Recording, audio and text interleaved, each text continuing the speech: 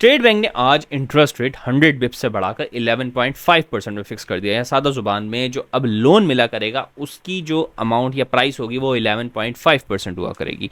अब ये चीज़ एक आम आदमी की ज़िंदगी पे कैसे असरअंदाज होती है, और अगर आप इन्वेस्टिंग में इंटरेस्टेड हैं कि किस तरीके से आप अपने पैसे से काम करवा सकते हैं और समझना चाहते हैं कि दुनिया का जो पैसे का निज़ाम है वो चल कैसे रहा है, तो it really matters a lot. आपको पता होना चाहिए कि स्टॉक मार्केट पे क्या इसका असर आता है, आपकी इन्वेस्टिंग की जो पोर्टफोलियो है उस पर क्या असर आता है। तो एक जनरल आदमी के लिए बिल्कुल, जिसका बिल्कुल भी ताल्लुक नहीं, क्योंकि I am personally not a financial adviser, जो चीज़ें मैं सीख रहा हूँ, तो अगर मेरा जैसा एक आम आदमी जो मेडिकल बैकग्राउंड से है वो चीज़ें सीख सकता है, तो मैं जो सब तरीके से आपको समझाऊंगा तो मोस्ट लाइकली आपको बात समझ में आ जाएगी। ठीक है, तो वीडियो जो है वो थोड़ी सी हो सकता है लंबी हो जाए और टेक्निकल हो जाए, लेकिन मैं पूरी 100% कोशिश करूँगा तो आपको अच्छे से समझ में आ जाए। तो वीडियो यूट्यूब के ऊपर अवेलेबल होगी, अगर आप टिकटॉक पे देख रहे हैं तो वहाँ से जाके आप विजिट कर सकते हैं। ठीक है, तो चैनल का नाम यहाँ कहीं आ रहा होगा। तो विदाउट फर्दर अड्यू स्टार्ट करते हैं।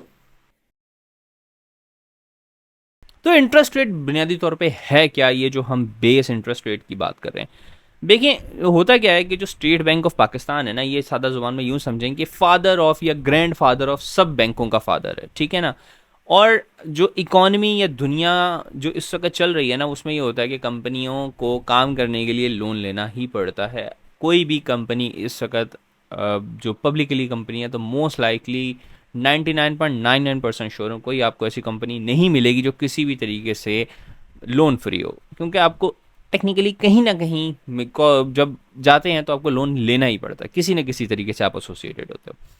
तो जो इंटरेस्ट रेट होता है ना, ये इसकी जो बेस प्राइस होती है, चाहे आपने गाड़ी फाइनेंस करवानी हो या घर फाइनेंस करवाना हो या कुछ भी करना हो, चाहे आपने या किसी कंपनी ने, उसकी जो बेस प्राइस होती है ना, जो फ्लोर होता है, वो डिसाइड करता है स्टेट बैंक। ठीक है, और यूजुअली एवरी मंथ ये नंबर रिलीज किया जाता है। ठीक है, अब होता क्या है कि स्टेट बैंक इस को ऐसे ही यूज़ करता है जैसे किसी ज़माने में एफएम हुआ करता था और फाइन ट्यूनिंग करते थे। तो जो इकॉनमी होती है उसको स्लो डाउन करना है, फास्ट करना है, तो वो आम तौर पे जिस नॉब या जिस इंस्ट्रूमेंट के ज़रिए स्लो या फास्ट की जाती है वो इंटरेस्ट रेट होता है। ठीक है, अब ये जो स्टेट बैंक का इंटरेस्ट रेट होता है ना, इसके ऊपर अमूमन जो आप कभी बैंक में लोन लेने गए हो तो एक वर्ड होता है बड़ा अमूमन आपने सुना होगा, काइबोर कहलाता है। ठीक है ना, कराची इंटर बैंक, ठीक है ना, इंटरेस्ट रेट्स काइबोर। ठीक है, जो काइबोर होता है वो यूजुअली स्टेट बैंक के बेस इंटरेस्ट के ऊपर लगाया जाता है, और उसके बाद जो जितने भी आपको लोन्स वगैरह दिए जाते हैं, क्योंकि मेजोरिटी जो बैंक्स हैं उनके हेडक्वार्टर्स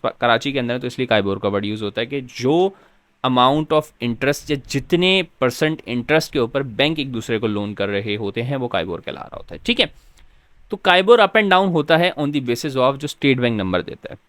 अब कहानी क्या है कि देखें, अगर आप बोलें कि मैंने पैसे रखने हैं, मनी अपने पास स्टोर करके रखना है और मैं सेविंग्स अकाउंट में रखता हूँ, तो वो जो सेविंग्स अकाउंट का नंबर भी आपको दिया जाता है वो भी स्टेट बैंक के इसी नंबर से ड्राइव्ड होता है। सही है, अगर स्टेट बैंक अपना इंटरेस्ट रेट बढ़ा देगा तो जो सेविंग बैंक अकाउंट्स होते हैं जिनमें आपको इंटरेस्ट मिल रहा होता है वो भी बढ़ जाता है। ठीक है, अब इन सिंपल वर्ड्स, ये जो सादा जुबान में समझाऊं आपको, तो ये इंटरेस्ट रेट है ना, ये वो मनी है या वो परसेंटेज है जिस पे गवर्नमेंट खुद आपसे पैसे लेती है। ठीक है, ये आमतौर पे टी बिल्स या सुकूक के थ्रू किया जा रहा होता है। अब होता क्या है, क्योंकि गवर्नमेंट खर्चा ज़्यादा करती है और पैसे कम कमाती है, तो उसको पूरा करने के लिए लोन लिया जाता है, और आमतौर पे जनरल पब्लिक से और बैंकों से लोन लिया जाता है, और जिस इंटरेस्ट रेट पे ये लोन लिया जाता है वो आमतौर पे इस स्टेट बैंक के नंबर से ड्राइव होता है। सही है, तो इसका ना मतलब क्या है कि अगर मैं स्टॉक मार्केट में पैसे लगाता हूँ, ठीक है, क्योंकि स्टॉक मार्केट ऊपर भी जाती है नीचे भी जाती है। ठीक है, मैं सोने में लगाता हूँ तो सोने का भी रेट थोड़ा ऊपर जाता है थोड़ा नीचे जाता है, लेकिन जब मैं गवर्नमेंट को पैसे देता हूँ और मुझे गवर्नमेंट एक अच्छी परसेंटेज पे फिक्स प्रॉफिट दे रही होती है, तो लोग क्या करते हैं कि रिस्क को अवॉइड करते हैं और पैसा वहाँ लेके जाते हैं जहाँ पे हाई इंटरेस्ट मिल रहा होता है। ठीक है, यानी ज़्यादा मुनाफा होता है। तो अगर इसका जनरल प्रिंसिपल ये होता है कि अगर इंटरेस्ट रेट ज़्यादा होगा तो स्टॉक मार्केट गिरेगी। सिंपल। क्यों?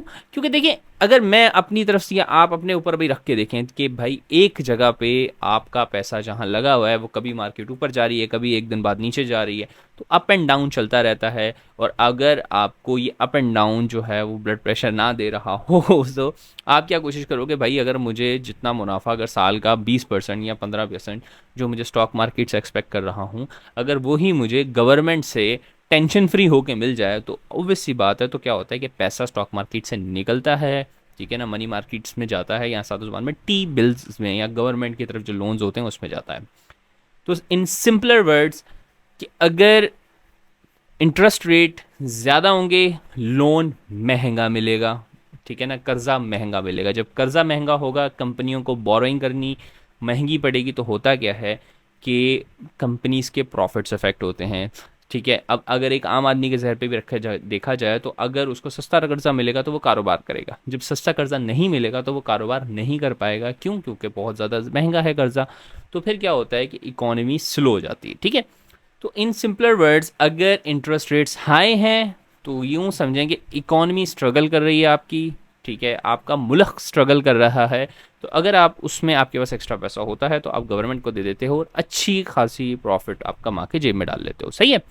जब इकोनॉमी अच्छी चल रही होती है तो गवर्नमेंट इस इंटरेस्ट रेट को कम कर देती है। क्यों? क्योंकि जब उसको पता है इकोनॉमी अच्छी चल रही है, मुझे ज़्यादा टैक्स मिलेगा, तो मुझे पैसे गवर्नमेंट या लोन लेने की ज़रूरत कम पड़ती है, ठीक है। तो ये सिंपल सा यहाँ तक एक कोरिलेशन आप लोगों के साथ मैंने इस्टेब्लिश कर दिया।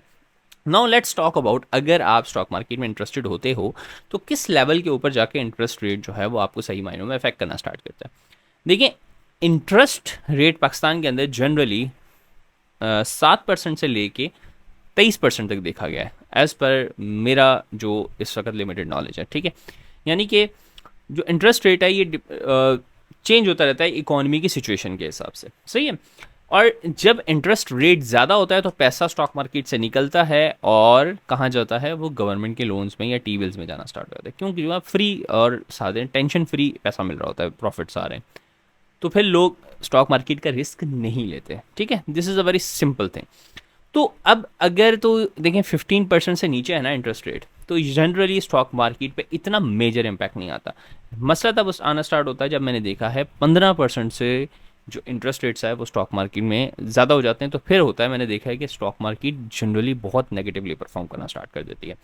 क्योंकि जो अपन बताया कि बेस प्राइस है, फिर उसके ऊपर काइबोर लगना स्टार्ट होता है, ठीक है। फिर उसके बाद जो जनरल पब्लिक तक इंटरेस्ट आता है ना, तो उसमें समझें 2-3 लेयर्स हो जाती हैं। क्योंकि टेक्निकली अगर गवर्नमेंट जिस लेवल पे बोरोइंग कर रही है, गवर्नमेंट इस टेंशन फ्री, सही है ना, या सादा जुबान में गवर्नमेंट को जो हम लोन दे रहे हैं वो फ्री होता है, उसमें कोई टेंशन नहीं होती गवर्नमेंट ने वापस नहीं करेगी, गवर्नमेंट ने वापस करना है। तो उसके ऊपर जो जनरल पब्लिक को लोन दिया जाता है, तो अगर गवर्नमेंट 10% पे दे रही है ना, ठीक है, आपने फिक्स किया हुआ, तो आमतौर पर जनरल पब्लिक होती है उसको मजीद महंगा मिल रहा होता है। क्यों? क्योंकि जनरल पब्लिक के साथ रिस्क एसोसिएटेड होता है, सही। तो अगर 15% से ऊपर चला जाता है ना, तो कंपनीज़ के लिए जो बोरोइंग कॉस्ट होती है वो बहुत ज़्यादा एक्सपेंसिव हो जाती है, जिसकी वजह से उनके जो प्रॉफिट्स होते हैं वो श्रिंक करना स्टार्ट कर जाते हैं, ठीक है। क्यों? लोग खर्चा कम करते हैं जब महंगाई होगी, ठीक है, और इकोनॉमी एक्टिविटी बुरी चल रही होगी, तो होता क्या है कि कंपनीज़ के जो प्रॉफिट्स होते हैं वो ईट अवे होना स्टार्ट हो जाते हैं, ठीक है। सेकंड क्या होगा, कंपनीज़ जो एक्सपेंड करना चाहती हैं वो नहीं कर सकती, क्योंकि जितनी भी मेजोरिटी स्टॉक मार्केट पे कंपनीज मौजूद है ना, सब ने ही लोन लिया हुआ होता है। तो जब इंटरेस्ट रेट बढ़ जाता है तो होता क्या है कि कंपनीज मजीद एक्सपेंशन की तरफ नहीं जा सकती, तो होता क्या है, स्टॉक मार्केट वैसे भी उनके प्रॉफिट्स भी गिरना स्टार्ट हो जाते हैं। तो ये चीज़ होती है। अब इसमें कुछ सेक्टर्स ऐसे होते हैं, ठीक है ना, जो कि यहाँ सादा जुबान में कुछ कंपनियाँ स्टॉक मार्केट में ऐसी होती हैं जिनको फ़ायदा होता है इससे, ठीक है। उनको फ़ायदा होता है कि जितना ज़्यादा इंटरेस्ट रेट गवर्नमेंट बढ़ाएगी, ठीक है, या स्टेट बैंक बढ़ाएगा, उतना ज़्यादा उनका मुनाफे में इजाफा होता जाता है, ठीक है। तो इसमें जो जनरली सबसे ज़्यादा प्रॉफिट या फ़ायदे में रहता है ना जो सेक्टर, वो होता है बैंक्स, क्योंकि बैंक्स का काम ही क्या है, लोन देना। अब अगर इंटरेस्ट रेट बढ़ता है तो होता क्या है कि जो बैंक्स के प्रॉफिट्स होते हैं उनकी जो प्रॉफिट की शीट होती है वो भी बढ़ना स्टार्ट हो जाती है, क्योंकि वो अब जो लोन दे रहे हैं तो वो मजीद महंगा लोन देंगे। लेकिन एक हद तक, जब उस हद से ज़्यादा लोन महंगा हो जाता है तो फिर क्या होता है, लोग बोरोइंग बंद कर देते हैं, फिर प्रॉफिट्स बिल्कुल ही चले जाते हैं, ठीक है ना। तो जनरली जब स्लाइट वेरिएशन आती है ना इंटरेस्ट रेट के अंदर, तो जो सबसे ज़्यादा फैक्टर इफेक्ट करता है ना, वो होता है जिसके ऊपर, वो होता है बैंकिंग सेक्टर, ठीक है। तो बैंकिंग सेक्टर यूजुअली अच्छा परफॉर्म करता है हाई जो प्रॉफिट्स होते हैं उसके अंदर या हाई इंटरेस्ट रेट्स के अंदर। अब ये आपने कैसे डिसाइड करना है कि जो आपके पोर्टफोलियो के अंदर कंपनियां मौजूद हैं क्या वो भी इससे अफेक्ट होंगी या नहीं होंगी। ये डिपेंड करता है, आप कंपनीज़ की जो आती है ना बैलेंस शीट, उसमें उठाएं और उसमें देखें जो लॉन्ग टर्म या शॉर्ट टर्म लाइबिलिटीज़ हैं वो कितनी परसेंट हैं, ठीक है ना।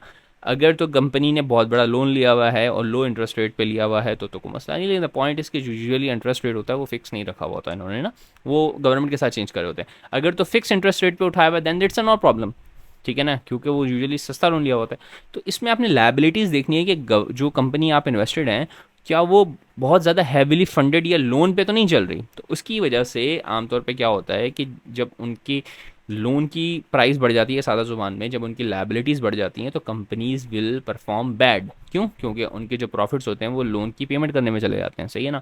तो यूजुअली उसके प्रॉफिट्स कम हो जाते हैं, तो वो स्टॉक्स नेगेटिवली परफॉर्म करना शुरू कर देते हैं, या सादा ज़ुबान में उनकी प्राइसेस गिरती हैं। ठीक है। अब कौन कौन से गिरते हैं, ठीक है ना, वो ज़्यादा अगर आपको डिटेल में पढ़ना चाहते हैं तो वेबसाइट पे आर्टिकल अवेलेबल होगा, वहाँ से जाकर कर सकते हैं। दूसरा, मेरा एक व्हाट्सएप का चैनल होगा जिससे मैं और आप डायरेक्टली कनेक्टेड रहते हैं, ये न्यूज़ भी मैंने वहीं पे बताई थी आप लोगों को। ठीक है। तो दैट्स द थिंग। ठीक है ना। तो उसमें आप ज़्यादा अच्छे जाकर आर्टिकल भी पढ़ लीजिएगा, उसमें आपको चीज़ भी समझ में आ जाएगी कौन कौन से फैक्टर्स कैसे अफेक्ट हो रहे होते हैं। और दूसरा ये कि जिन भी कंपनीज़ में, आपको हमेशा कहता हूँ 5 से 10 कंपनी से ज़्यादा इफेक्ट नहीं अपने पोर्टफोलियो में रखें। उसकी वजह ये है कि आप इससे ज़्यादा कंपनीज़ को मॉनिटर नहीं कर पाएंगे। ठीक है ना। 5 से 10 कंपनीज रखें डिफरेंट डिफरेंट सेक्टर्स की, और उसमें ही जो है वो आप अच्छे से मॉनिटर कर पाएंगे। आप अपनी कंपनीज जो आपने देखी हुई है 5 से 10 कंपनीज की बैलेंस शीट एनालाइज करना अच्छी आसान है, सिंपल है। लेकिन जब आपके पास 50 कंपनीज होंगी तो आप एनालाइज नहीं कर सकेंगे। ठीक है ना। तो this is the thing, and hopefully आपको वीडियो अच्छी लगी हो, बात समझ में आई हो। अगर आई है तो लाइक कीजिएगा वीडियो को, चैनल को सब्सक्राइब कीजिएगा, दूसरा व्हाट्सएप का चैनल है वो काइंडली फॉलो कर लीजिएगा। So that's all, this is my signing off. अल्लाह हाफिज़।